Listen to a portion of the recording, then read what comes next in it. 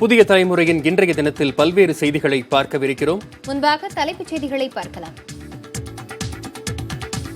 விண்வெளி, விமான போக்குவரத்து உள்ளிட்ட துறைகளில் இந்தியா ஜெர்மனி இடையே 11 ஒப்பந்தங்கள் கையெழுத்து.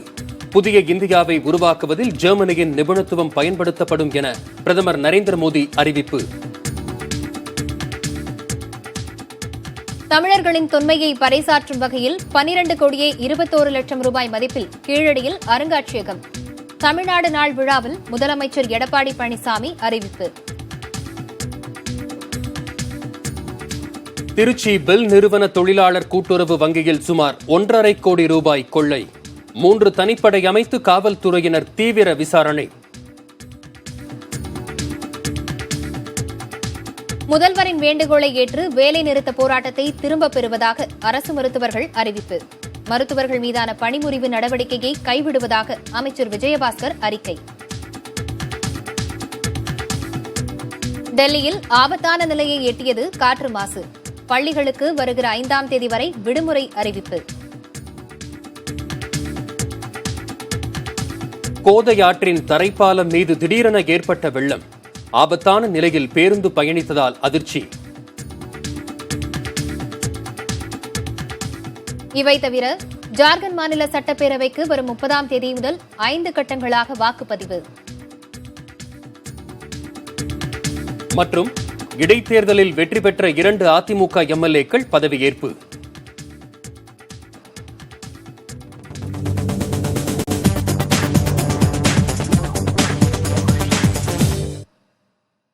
இந்தியா ஜெர்மனி இடையே பாதுகாப்பு, தொழில்நுட்பம், மருத்துவம் உள்ளிட்ட பல்வேறு துறைகளில் 11 ஒப்பந்தங்கள் கையெழுத்தாகின. 3 நாட்கள் அரசுமுறை பயணமாக இந்தியா வந்த ஜெர்மனி பிரதமர் ஏஞ்சலா மெர்கலுக்கு குடியரசுத் தலைவர் மாளிகையில் முப்படையினர் அணிவகுப்புடன் சிவப்பு கம்பள வரவேற்பு அளிக்கப்பட்டது.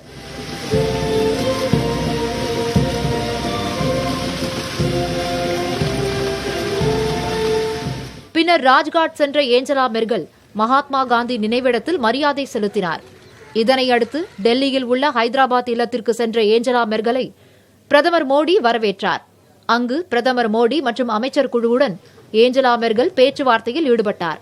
அப்போது செயற்கை நுண்ணறிவு, நகர்ப்புற வளர்ச்சி, வேளாண்மை, காலநிலை மாற்றம், பயங்கரவாதத்திற்கு எதிராக இந்தியா ஜெர்மனி இணைந்து செயலாற்றுவது குறித்து ஆலோசிக்கப்பட்டதாக கூறப்படுகிறது. மேலும் பிரதமர் மோடி மற்றும் ஏஞ்சலா மெர்கல் முன்னிலையில் விண்வெளித்துறை, பாதுகாப்பு, கடல்சார் தொழில்நுட்பம், மருத்துவம், கல்வி உள்ளிட்ட துறைகளில் 11 ஒப்பந்தங்கள் கையொப்பமாகின. அதன்பின் இரு நாட்டு தலைவர்களும் செய்தியாளர்களை சந்தித்தனர். அப்போது பேசிய பிரதமர் மோடி, ஜெர்மனியில் உள்ள பொருளாதார அமைப்புகளின் தொழில்நுட்ப உதவியுடன் வரும் 2022ஆம் ஆண்டுக்குள் புதிய இந்தியாவை கட்டமைக்க உறுதி ஏற்றுள்ளதாக கூறினார். வெளியுறவுத்துறையில் ஒத்துழைப்பு, முதலீடு பெருக்கம் ஆகியவற்றில் ஜெர்மன் உதவி செய்வதாக கூறியுள்ளதாக குறிப்பிட்ட பிரதமர் மோடி, தமிழகம் மற்றும் உத்தரப்பிரதேசத்தில் உள்ள ராணுவ தளவாட உற்பத்தி முனையங்களை ஜெர்மன் பயன்படுத்த முன்வர வேண்டும் என அழைப்பு விடுத்தார். தொடர்ந்து பேசிய ஏஞ்சலா மெர்கல், இந்தியாவில் முதலீடு செய்ய ஆர்வமாக உள்ளதாக தெரிவித்தார். ஜெர்மனியில் 20,000 இந்திய மாணவர்கள் கல்வி பயின்று வருவதாகவும் தொழிற்பயிற்சிக்காக ஆசிரியர்களை பரிமாறிக்கொள்ள விரும்புவதாகவும் அவர் கூறினார். தமிழர்களின் தொன்மை குறித்து அறிந்து கொள்ளும் வகையில் கீழடி அருகே உலகத்தரம் வாய்ந்த அருங்காட்சியகம் அமைக்கப்படும் என முதலமைச்சர் எடப்பாடி பழனிசாமி தெரிவித்துள்ளார். சென்னை கலைவாணர் அரங்கத்தில் தமிழ் வளர்ச்சித்துறை சார்பில் தமிழ்நாடு நாள் விழா நடைபெற்றது. இதில் முதலமைச்சர் பழனிசாமி, துணை முதலமைச்சர் ஓ பன்னீர்செல்வம் மற்றும் அமைச்சர்கள் ஜெயக்குமார், பாண்டியராஜன் உள்ளிட்டோர் கலந்து கொண்டனர். அப்போது கலை நிகழ்ச்சிகள் நடைபெற்றன. பின்னர் பேசிய முதலமைச்சர் பழனிசாமி, இந்திய துணைக்கண்டத்தில் எழுத்தறிவு பெற்ற முதல் சமூகம் தமிழ்ச் சமூகம்தான் என பெருமிதம் தெரிவித்தார். மேலும் சிவகங்கை மாவட்டம் கொந்தகை கிராமத்தில் கீழடி பொருட்களை கொண்டு அருங்காட்சியகம் அமைக்கப்படும் என முதலமைச்சர் அறிவித்தார். இந்த இனிய நாளில் கீழடி அகழ்வாயில் கண்டெடுக்கப்பட்ட தொல்பொருட்களை காட்சிப்படுத்திட சிவகங்கை மாவட்டம் திருப்புவனம் வட்டம் கொந்தகை கிராமத்தில் ஒரு புதிய உலகத்தரம் வாய்ந்த அருங்காட்சியகம் 12.21 கோடி ரூபாய் செலவில் அமைக்கப்படும் என்பதை பெருமகிழ்ச்சியுடன் தெரிவித்துக் கொள்கின்றேன். இதன் மூலம் தமிழர்களின் பண்பாடும் மற்றும் தொன்மை குறித்து மக்கள் அறிந்து கொண்டு பெருமை கொள்ள மாண்பு அம்மாவின் வழியில் நடைபெறும் நமது அரசு வழிவகை செய்யும் என்பதை இங்கு மகிழ்ச்சியுடன் குறிப்பிட விரும்புகின்றேன்.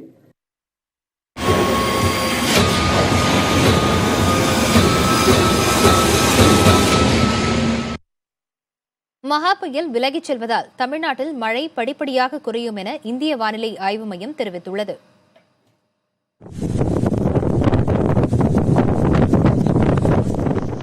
மத்திய கிழக்கு மற்றும் அதனை ஒட்டியுள்ள லட்சத்தீவு பகுதியிலும் மங்களூருவிலிருந்து 390 கிலோமீட்டர் தொலைவிலும் மேற்கு வடமேற்கு திசையிலும் நிலை கொண்டுள்ளது மஹா புயல்.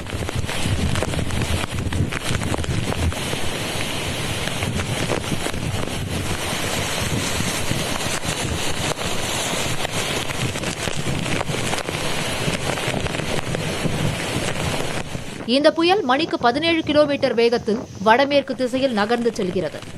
இதனால் கேரளா மற்றும் லட்சத்தீவு பகுதிகளில் கனமழை பெய்துள்ளது. மஹா புயலின் கோர தாண்டவத்தால் லட்சத்தீவு கடுமையாக பாதிக்கப்பட்டுள்ளது. கல்பேனி தீவில் சூறைக்காற்றுடன் பலத்த மழை பெய்ததால் பல பகுதிகளை வெள்ளம் சூழ்ந்துள்ளது.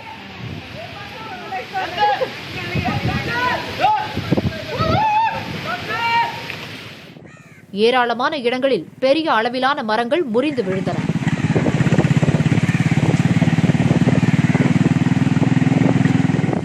கேரள மாநிலத்தில் கடல் சீற்றத்துடனேயே காணப்படுகிறது.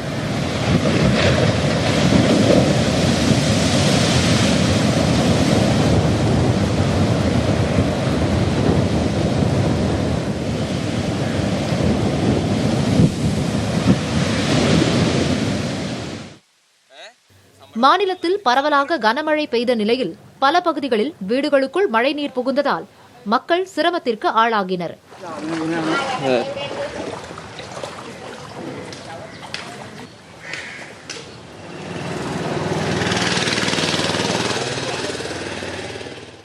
இதனிடையே மஹா புயல் விலகிச் செல்வதால் தமிழ்நாட்டில் படிப்படியாக மழை குறையும் என்று இந்திய வானிலை ஆய்வு மையம் தெரிவித்துள்ளது.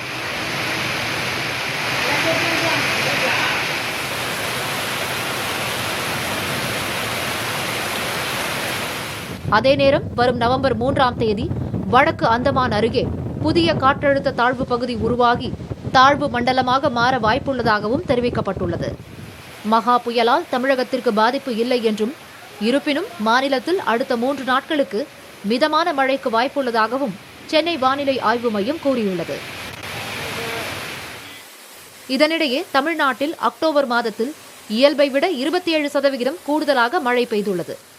அக்டோபர் 1ஆம் தேதி முதல் 31ஆம் தேதி வரை சராசரியாக பெய்ய வேண்டிய மழை அளவு 17 சென்டிமீட்டர் என்ற நிலையில் இந்த ஆண்டு 22 சென்டிமீட்டர் மழை பொழிந்துள்ளது.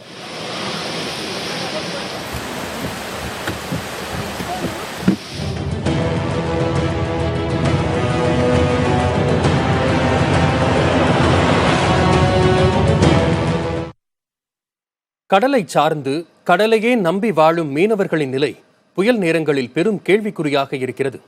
இப்போதும் கன்னியாகுமரி மாவட்டத்தில் இருந்து கடலுக்கு சென்றவர்களில் 60 பேரின் நிலை இன்னும் தெரிய வராததால் அவர்களின் குடும்பங்கள் கண்ணீருடன் காத்திருக்கின்றன.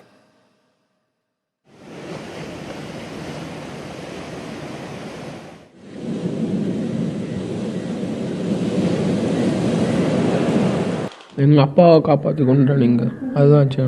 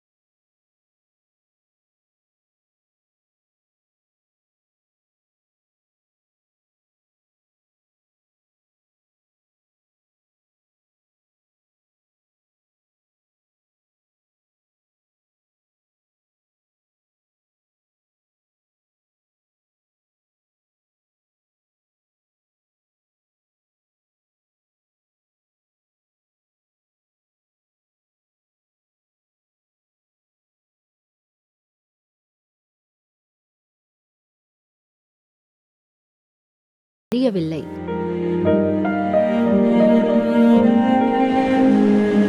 போட்டு தொழிலுக்கு போன ஆளுங்க அலறி கேட்காங்க.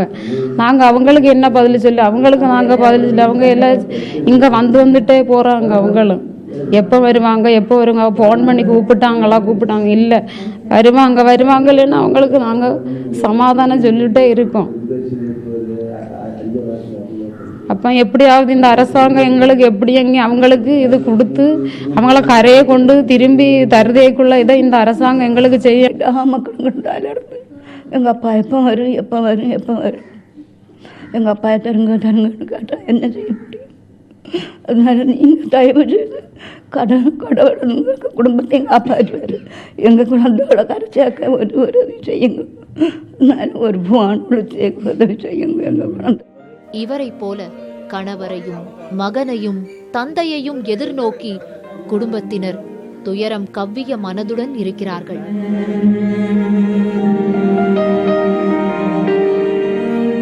ஒன்று 2 எங்கள் தம்பிங்க, ஒன்று எங்கள் தங்கச்சி புருஷன், இன்னொன்று சித்தப்பா பையங்க 2, பக்கத்து வீட்டில் உள்ளவங்க எல்லாம் 4 பேர் அப்படி சேர்ந்து 10 பேராக போயிருக்குறாங்க. 10 பேருக்கும் பதில் சொல்ல முடியுதில்லை எங்களால், எந்த பதிலும் இல்லாததுனால. புயல் அறிவிப்பு வந்ததிலிருந்தே வாட்டத்துடன் இருக்கும் இந்த 60 மீனவர்களின் குடும்பங்களும் தங்கள் அன்புக்குரியவர்களை அரசு விரைந்து கரைக்கு கொண்டு வந்து சேர்க்க வேண்டும் என்று கண்ணீருடன் கோருகிறார்கள். புதிய தலைமுறைக்காக வள்ளவேளையிலிருந்து ஒளிப்பதிவாளர் சங்கருடன் செய்தியாளர் நாகராஜன்.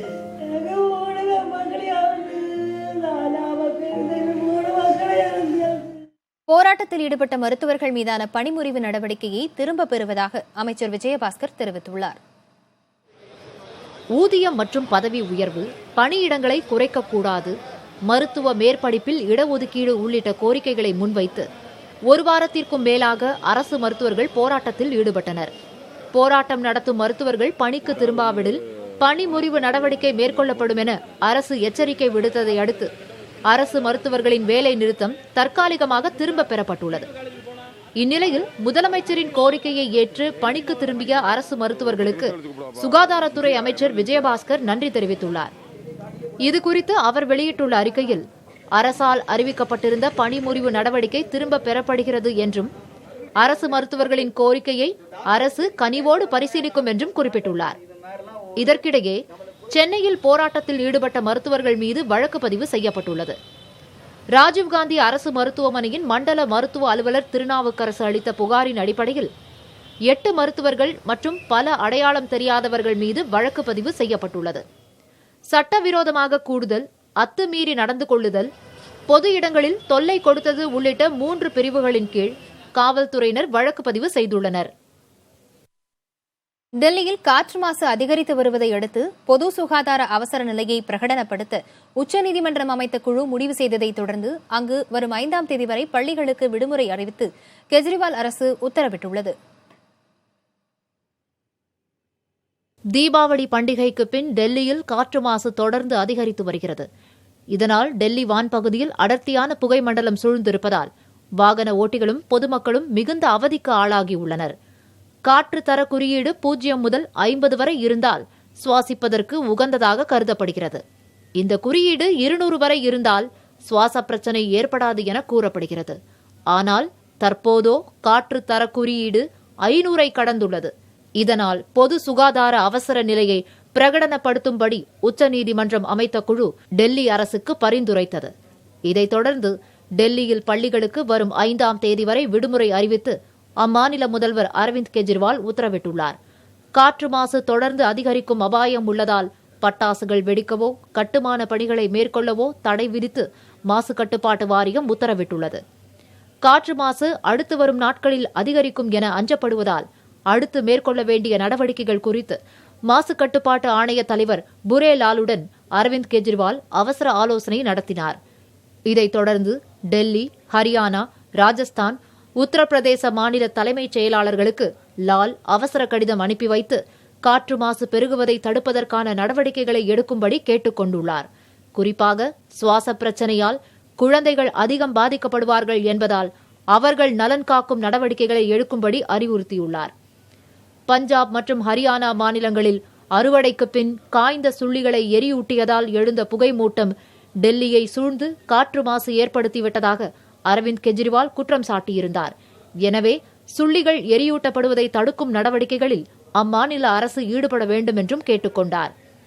டெல்லியில் தொடர்ந்து காற்று மாசு அதிகரித்து வருவதால் குழந்தைகள் பாதிக்கப்படுவதை தடுக்கும் வகையில் முகக்கவசங்கள் பள்ளிகளுக்கு வழங்கப்பட்டன.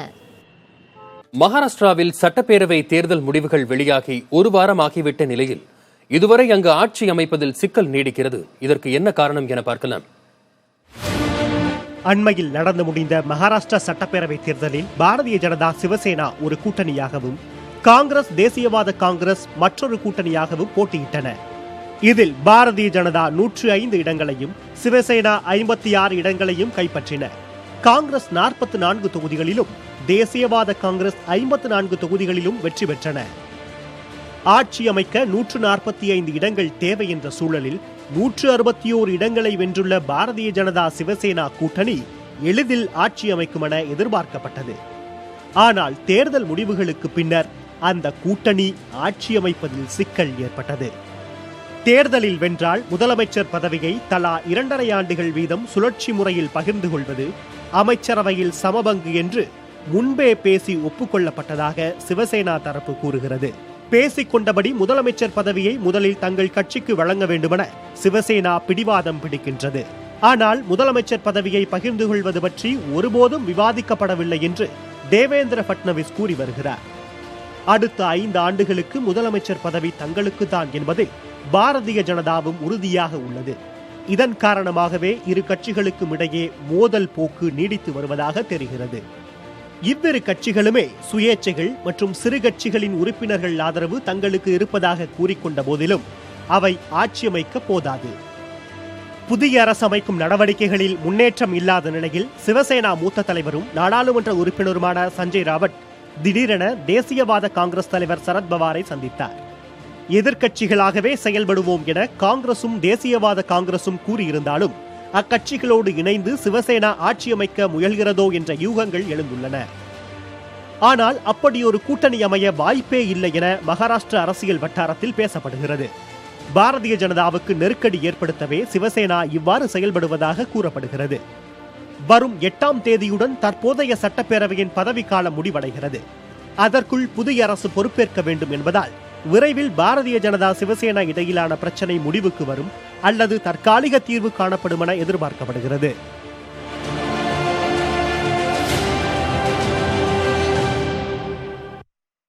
இனி சில செய்திகளை சுருக்கமாக பார்க்கலாம்.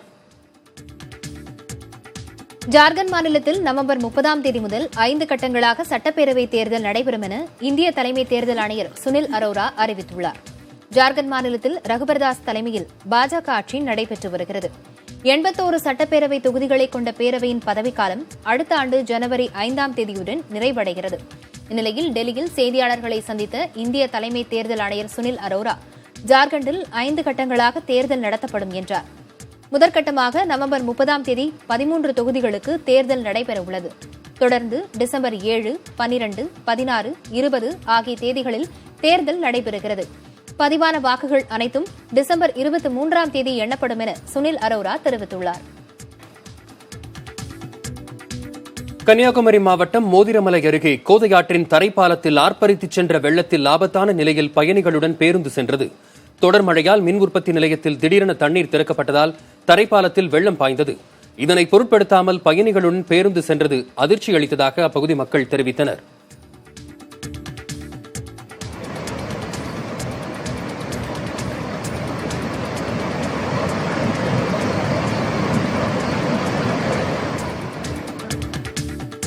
மேற்கு தொடர்ச்சி மலையில் கனமழை பெய்து வருவதால் தேனி மாவட்டம் பெரியகுளம் அருகேயுள்ள எலிவால் அருவியில் நீர் ஆர்ப்பரித்து கொட்டி வருவது காண்போரை மெய்சிலிர்க்க வைக்கிறது.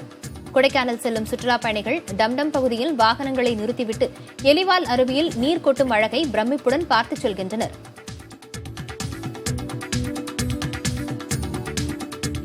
நீலகிரி மாவட்டம் குன்னூர் தனியார் தங்கும் விடுதியில் குட்டிகளுடன் உணவு தேடி வந்த கரடியால் பரபரப்பு ஏற்பட்டது. குன்னூர் பகுதியில் சமீப காலமாக கரடிகளின் எண்ணிக்கை அதிகமாக காணப்படுகிறது. தேயிலை தோட்டங்களிலும் குடியிருப்பு பகுதிகளிலும் சர்வசாதாரணமாக கரடிகள் உலா வருகின்றன. குறிப்பாக கோத்தகிரி குன்னூர் சாலையில் கடந்த 2 மாத காலமாக 2 குட்டிகளுடன் கரடி ஒன்று உலா வருகிறது. இக்கரடிகள் அளக்கரையில் உள்ள தனியார் தங்கும் விடுதியில் உணவு தேடி வந்தன. அரை மணி நேரம் கழித்து இந்த கரடிகள் வனப்பகுதிக்குள் சென்றன. திருச்செந்தூர் சுப்பிரமணிய சுவாமி திருக்கோவிலில் கந்தசஷ்டி திருவிழாவின் முக்கிய நிகழ்வான சூரசம்ஹாரம் நாளை நடைபெறவுள்ளது. முருகனின் அறுபடை வீடுகளில் 2ஆம் படை வீடான திருச்செந்தூர் முருகன் கோவிலில் கடந்த 28ஆம் தேதி கந்தசஷ்டி பெருவிழா கோலாகலமாக தொடங்கியது. இதனையொட்டி மாநிலத்தின் பல்வேறு பகுதிகளில் இருந்தும் பக்தர்கள் திருச்செந்தூருக்கு சென்று தங்கி விரதமிருந்து வருகின்றனர். இதனால் கடற்கரை பகுதியில் பக்தர்கள் குவிந்த வண்ணமாக இருக்கின்றனர். இந்நிலையில் கந்தசஷ்டி திருவிழாவின் முக்கிய நிகழ்வான சூரசம்ஹாரம் நாளை மாலை 4:30 மணியளவில் நடைபெறவுள்ளது. சூரசம்ஹாரத்தை காண லட்சக்கணக்கான பக்தர்கள் வருவார்கள் என எதிர்பார்க்கப்படுகிறது. எனவே காவல்துறை தென்மண்டல தலைவர் IG சண்முக ராஜேஸ்வரன் தலைமையில் 3000த்திற்கும் மேற்பட்ட காவல்துறையினர் பாதுகாப்பு பணியில் ஈடுபட்டுள்ளனர். மேற்கு தொடர்ச்சி மலைப்பகுதிகளில் பெய்யும் மழையால் ஆங்காங்கே புதிய அருவிகள் உருவாகி காண்போரை கவர்கின்றன. மலைக்காடுகளில் பெய்து வரும் தொடர் மழை காரணமாக புதிய அருவிகள் உருவாகி தண்ணீர் ஆர்ப்பரித்து கொட்டுகிறது. இந்த அருவி நீர் காட்டாறுகளான கல்லாறு மற்றும் காந்தையாற்றின் வழியே அடிவாரத்தில் உள்ள மேட்டுப்பாளையம் பகுதியை வந்தடைவதால் இங்குள்ள குளம் குட்டைகளும் நிரம்பி வருகின்றன. வாட்ஸ்அப் மூலம் வேவு பார்க்கப்பட்டது பல்வேறு சர்ச்சைகளை எழுப்பியிருக்கும் நிலையில் மொபைல் செயலிகளை பாதுகாப்பாக பயன்படுத்துவது எப்படி என்பது குறித்து பார்க்கலாம்.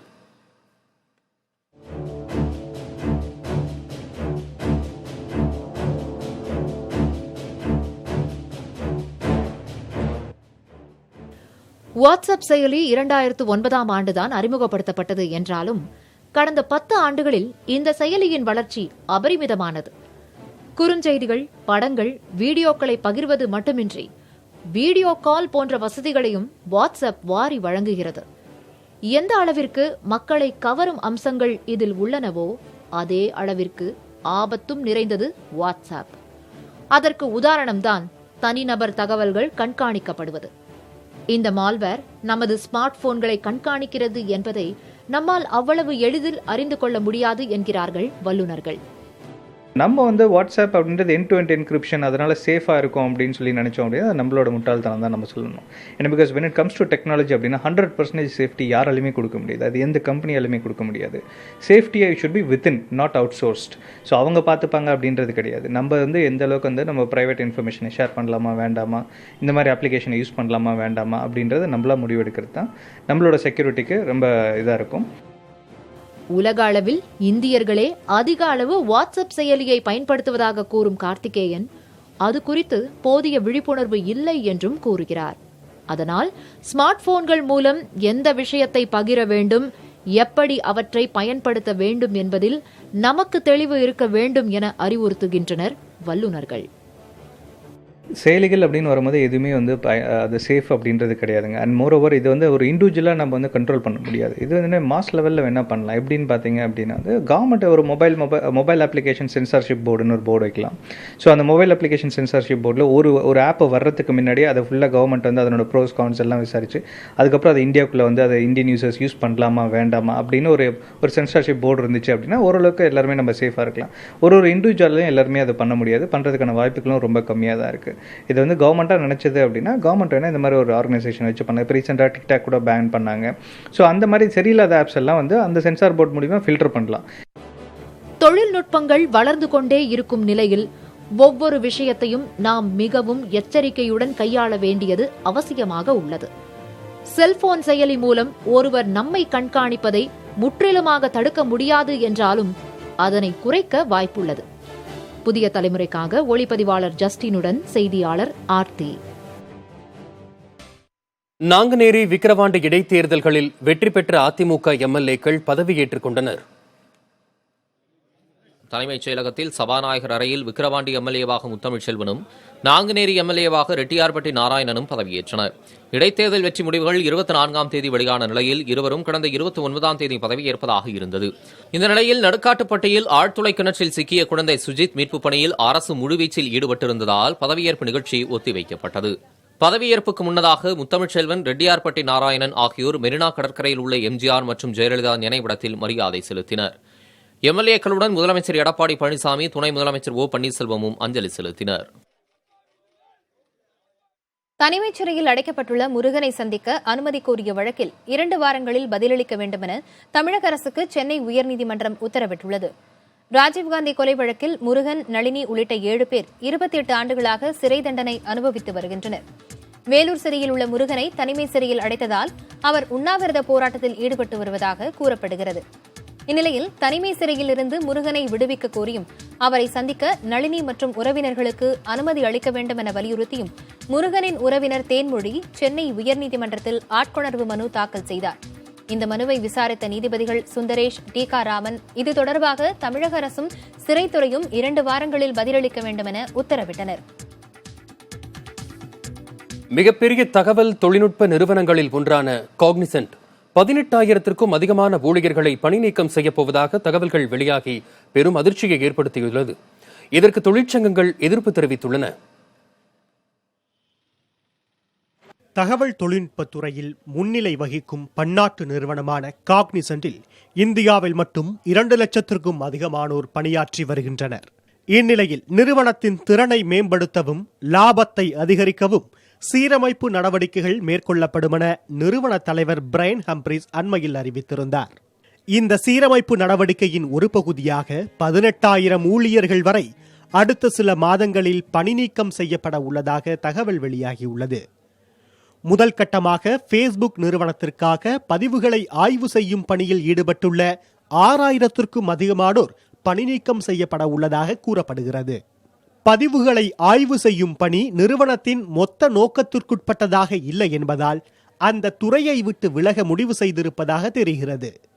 அதேபோல் நிறுவனத்தின் மத்திய மற்றும் உயர்நிலை மட்டத்தில் உள்ள 12,000க்கும் அதிகமான ஊழியர்களை நீக்கவும் முடிவு செய்யப்பட்டிருப்பதாக தெரிகிறது. இவ்வாறு பணி நீக்கம் செய்யப்பட உள்ளவர்களில் பெரும்பாலானோர் இந்தியாவில் பணியாற்றுபவர்கள் என தெரிய வந்துள்ளது. மத்திய அளவில் அதிக ஊழியர்கள் இருப்பது லாபகரமான தொழில் செய்வதற்கு தடையாக இருப்பதாக காக்னிசன்ட் உயர்மட்ட நிர்வாகிகள் கருதுகின்றனர். பணி நீக்க நடவடிக்கை மூலம் சுமார் $100 மில்லியன் அளவுக்கு செலவை குறைக்க முடியும் என காக்னிசன்ட் கணக்கிடுகிறது.